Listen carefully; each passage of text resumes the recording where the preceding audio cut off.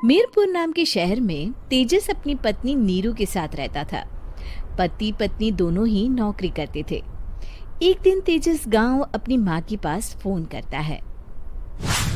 Hello, प्रणाम माँ।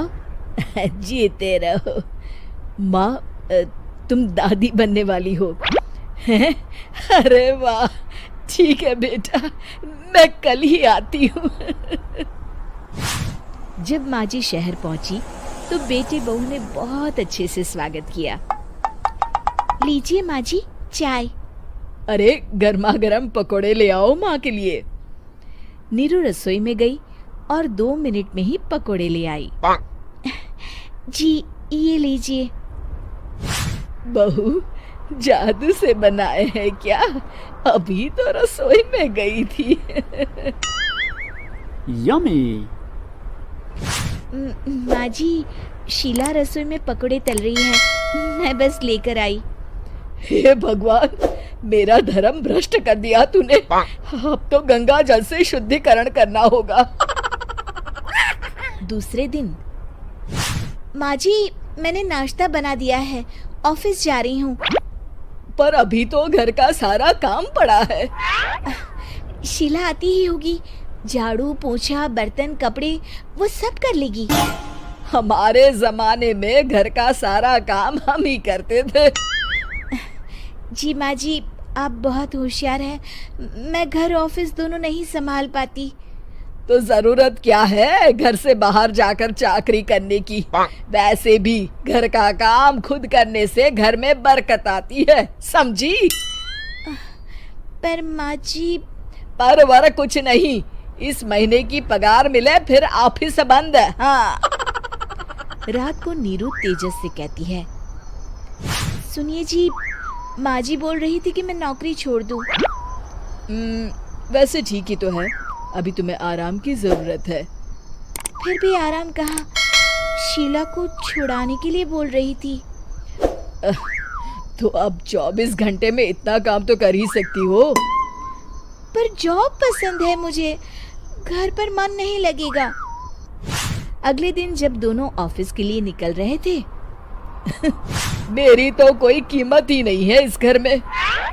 माँ जी, आजकल महंगाई बहुत है, रहन सहन भी बदल गया है, दोनों नौकरी करते हैं तभी ठीक रहता है। अच्छा, तू कहना क्या चाहती है? मेरा बेटा तुझे बिठा के खिला नहीं सकता? तू ही इस घर का खर्च चला रही है, हैं? नहीं माँ जी, मेरा वो मतलब नहीं था। मतलब खूब समझती हूँ, ये बाल धूप में सफेद नहीं किए मैंने। हाँ। अब तो ये रोज का काम हो गया था। तेजस भी रोज की झिकझिक से परेशान हो गया था।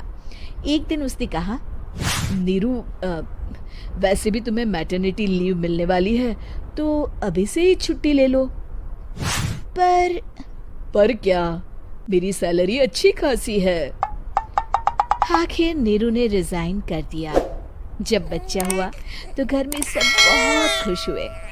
कुछ दिनों बाद तेजस फाइल देख रहा था। क्या हुआ तेजस, कुछ परेशान लग रहे हो? हाँ, वो हमारी जितनी सेविंग्स थी वो तो हॉस्पिटल में और छठी के फंक्शन में खत्म हो गई है नीरू।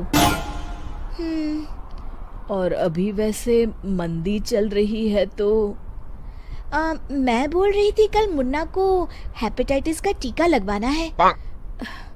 नीरू, क्या पोस्टपोन नहीं कर सकते? नहीं जी, बिल्कुल नहीं। अब तेजस को समझ में आ रहा था कि उससे गलती हुई है। पैसों की कमी का असर घर के माहौल पर भी पड़ रहा था। अगले दिन, बेटा मेरा चश्मा और ये दवाइयाँ ले आना, पर्चा देते हुए माँ जी ने कहा। जी। तेजस, मुन्ना के लिए दूध का डिब्बा और डायपर भी ले आना, और ये किराने के सामान की लिस्ट है, इसे भी लाना है। तेजस गुस्से में लिस्ट मरोड़कर फेंकता है और चिल्लाता है, पैसे क्या पेड़ पर उगते हैं? ये ले आना, वो ले आना। अरे पर ये जरूरत का सामान ही है। वो गुस्से में बिना कुछ कहे ऑफिस चला गया।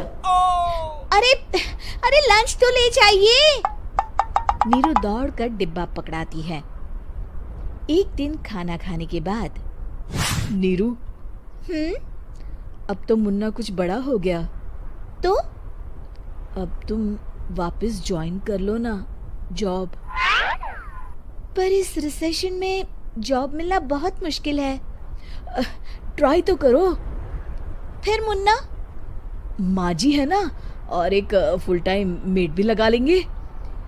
पर माँ जी, उन्हें तो पसंद नहीं।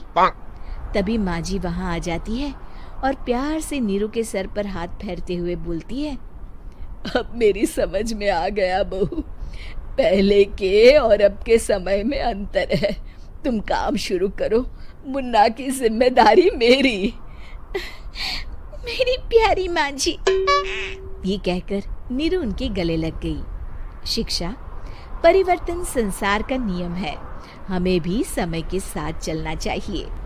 उम्मीद है कि आपको हमारी ये कहानी पसंद आई होगी। कृपया हमारे चैनल को सब्सक्राइब करें और सभी अपडेट्स के लिए बेल आइकन जरूर क्लिक करें। और हाँ, वीडियो लाइक और शेयर करना मत भूलिएगा। Bye bye.